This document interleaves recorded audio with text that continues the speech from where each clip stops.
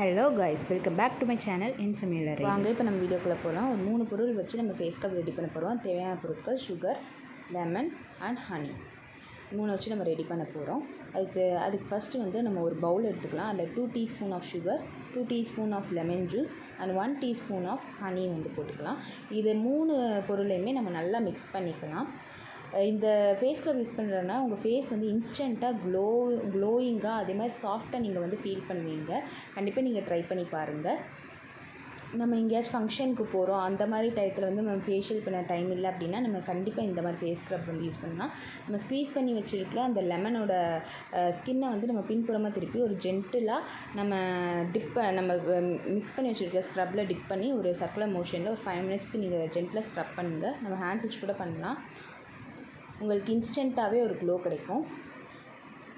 இப்போ நம்ம வாஷ் பண்ணிவிட்டு வந்து காட்டும்போது எவ்வளோ க்ளோவாக இருக்குது பாருங்கள். இந்த மாதிரி டிப்ஸுக்காக நீங்கள் என்னோடய சேனலை